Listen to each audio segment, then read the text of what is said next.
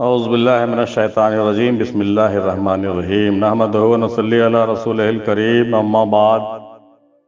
کل کا سوال تھا 2.5 اچھر کا عمل کیا ہوتا ہے، 14 طبق کیا ہے، اور اللہ انسان میں موجود کہاں ہے۔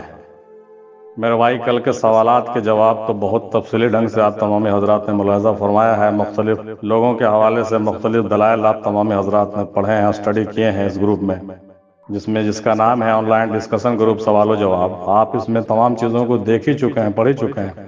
اپنے طرف سے کچھ باتیں میں بھی پیش کرنا چاہوں گا اور آپ لوگوں کی بھی کچھ باتوں کا یاد دلانا چاہوں گا۔ پہلا سوال تھا کہ 2.5 اچھر کا عمل کیا ہوتا ہے۔ تو بھائی دیکھیے، 2.5 اچھر کی جو بات سامنے آئی ہے، یہ تو ایک ایسا اصطلاح ہے جس کے بارے میں صوفیوں کا بہت زیادہ دھیان اس پر جاتا ہے، خاص طور سے ہندی صوفیوں اور ہندی سنتوں کا جو ہے ہندوستان میں اس بات کو بہت زیادہ غور کیا جاتا ہے۔ کبیر داس نام کے ایک سنت ہوئے، انہوں نے کہا تھا کہ 2.5 اچھر پریم کا پڑھے سو پنڈت ہوئے، پوتھی پڑھ پڑھ جگ موا ہوا نہ پنڈت کوئے، 2.5 اچھر پریم کا پڑھے سو پنڈت ہوئے۔ تو یہ بات انہی کی طرف سے آئی ہے اور بہت زیادہ وائرل ہوا ہے، لوگوں کے پاس یہ بات پہنچی کہ 2.5 اچھر ہے کیا۔ تو لوگوں نے کہا کہ بھائی 2.5 اچھر پریم کا ہوتا ہے، جب ہندی میں ہم پریم کو لکھتے ہیں تو وہ 2.5 اچھر ہوتا ہے۔ تو بالکل صحیح بات ہے کہ 2.5 اچھر کا جو عمل ہے وہ پریم ہے۔ تو پریم کا سبق جس نے لیا، عشق و محبت کا سبق جس نے لیا، گویا کہ اس نے 2.5 اچھر پریم کا پڑھا، اور جو 2.5 اچھر اس پریم کا، عشق و محبت کا پڑھا، وہی صحیح معنوں میں پنڈت ہوتا ہے، یا صحیح معنوں میں سمجھایا جائے کہ وہی عالم ہوتا ہے، فاضل ہوتا ہے، فقیر ہوتا ہے۔ یہ بات جو ہے ہندوستان میں مکمل ڈھنگ سے بتائی جاتی ہے، سمجھائی جاتی ہے۔ ہندو مت میں بھی یہ بات جو ہے بہت عام ہے، عام فہم بھی ہو گیا ہے، لیکن اس میں تھوڑی سی گہرائی بھی ہے، جس گہرائی کی طرف آدمی کو دھیان دینا چاہیے۔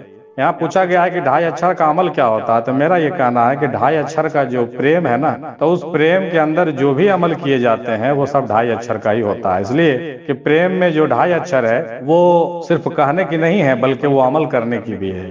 جو پریم کرنے والا ہے تو وہ پریمی ہے، ظاہر سی بات ہے، وہ عاشق ہے، وہ محبت الہی میں گم ہے۔ تو وہ آدمی جو عمل کرتا ہے، اس کے جو عمل ہوتے ہیں وہ نہ تو دنیا کے محبت کے لیے ہوتے ہیں، نہ آخرت کے محبت کے لیے ہوتے ہیں، نہ وہ سورگ جانا چاہتا ہے، نہ نرک کا چنتا اس کو ہوتا ہے۔ وہ بالکل اپنے مالک کے طرف اس کا دھیان ہوتا ہے، اور وہ تمام چیزوں سے بے نیاز ہو کر کے اپنے مقصدیت کے طرف اور اپنے حصول کامیابی کی طرف آگے بڑھتا ہے۔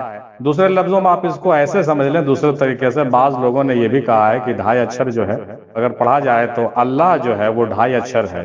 ہمارا دادا حضور شیخ مہر رحمۃ اللہ علیہ کہتے ہیں کہ اگر ہندی میں اوم کو آپ لکھیے تو غور سے پڑھیے گا، دیکھیے گا تو پتا چلے گا کہ جو ہے وہ بھی 2.5 اچھر ہے، اور اس کو 2.5 اچھر ہونا ہی چاہیے۔ تو اس طریقے سے جب آپ غور کریں گے کہ اوم کیسے لکھاتا ہے ہندی میں اور اللہ کیسے لکھاتا ہے اردو میں، تو ان تمام باتوں میں بھی آپ کو 2.5 کا ہی مسئلہ نظر آتا ہے۔ تو یہ 2.5 جو ہے بہت ہی پیچیدہ چیز ہے میرے بھائی۔ ایک بزرگ نے یہ بھی فرمایا، کسی نے یہ بھی کہا تھا کہ فقیری جو ہے بہت بڑی چیز ہے، اور یہ فقیری جو ہے اس کا اصطلاح جو ہے 2.5 کی طرف ہے۔ 2.5 اچھر اور 2.5 جو معاملہ ہے، یہ فقیر لوگوں کا معاملہ ہے، اور اس میں 2.5 ہی لوگ ہوئے ہیں جو مکمل فقیر ہوئے ہیں، جس کا بزرگوں نے کافی نام بھی لیا ہے۔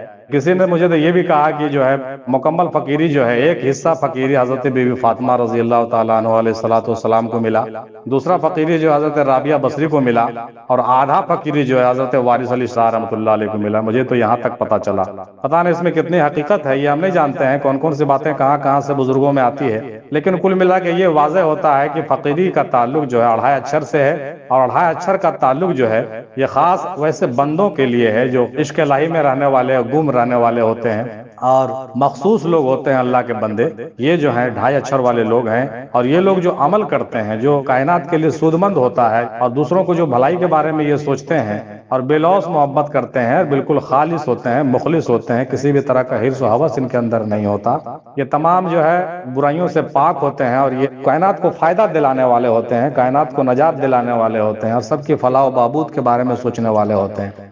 تو یہ فقیر لوگ ہوتے ہیں، اور اس کا اشارہ جو ہے فقیری ہی کی طرف ہے، یقیناً فقیر کی طرف ہے، اور 2.5 اچھر کا عمل وہی لوگ کرتے ہیں جو یقیناً فقیر ہوتے ہیں۔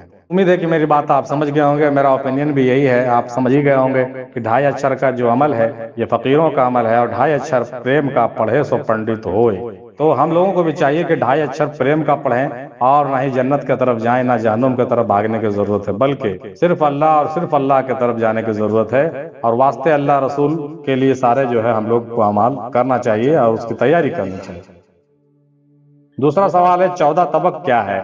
تو 14 طبق کے بارے میں بھی ذکر جیسا کہ ہو چکا ہے کہ 7 طبق زمین اور 7 طبق آسمان کا جو ذکر ہے یہ 14 طبق ہو گئے. 7 طبق زمین اور 7 طبق آسمان جو ہے 14 طبق کہلاتے ہیں. اور یہ ساری باتیں جو ہمارے وجود کے اندر موجود ہوتے ہیں.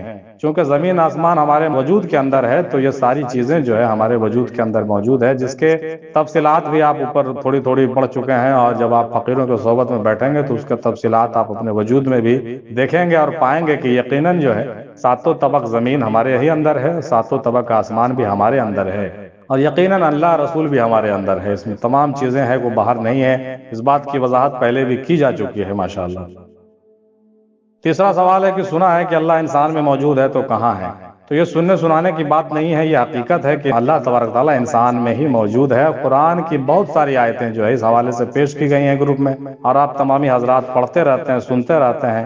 قرآن میں مختلف جگہوں میں یہ ذکر آیا کہ میں تمہارے نفسوں میں موجود ہوں، میں تمہارے جان میں ہوں، میں تمہارے اندر ہوں. نحن اقرب من حبل الورید، ہے نا بھائی؟ تو تمام بات جب آپ غور کریے گا تو پتہ چلے گا، سمجھیے گا کہ اللہ تبارک تعالیٰ جس طرح سے عالم شہود میں، آسمان میں اور عرش پر جو ہے قائم مقام ہے، تخت پر ہے، سب کچھ ہے، اسی طرح سے عالم وجود میں ہمارے وجود کے اندر اللہ تبارک تعالیٰ بالکل جو ہے ہمارے اندر موجود ہے. اب کیسے موجود ہے، اس میں بہت ساری فلسفیز ہے، آپ اس کو سمجھیے، پڑھیے، ادھین کیجیے، پتہ چل جائے گا.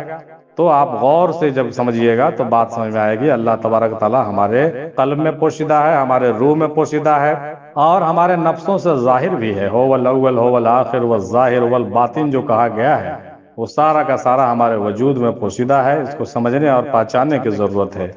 امید ہے کہ میری باتیں سمجھ میں آ گئی ہوگی. میں آج زیادہ بات اس پر نہیں کرنا چاہتا ہوں چونکہ اس موضوع پر پہلے بھی کئی بار گفتگو ہوئی ہے، اس لیے میں شارٹ میں ان تمام باتوں کو آپ کے سامنے پیش کر چکا ہوں. اور 3 سوالات رہنے کی وجہ سے تمام بھائیوں کے جو اوپینینز آئے ہیں تقریباً اچھے اوپینینز تھے، ہم نے دیکھا ہے، اور سب کا ذکر یہاں پر میں نہیں آج کر پا رہا ہوں، اس کے لیے معذور ہوں کیونکہ اس میں کچھ ٹیکنیکل پرابلم آ گیا تھا، اور سب کے جو جوابات ہیں ایک دوسرے سے منتشر ہو رہے تھے، ایک دوسرے سے کنفیوژن پیدا کرنے والی تھی، لہٰذا جو ہے میں نے اکٹھے کر کے اس کو آپ کے سامنے پیش کیا ہے.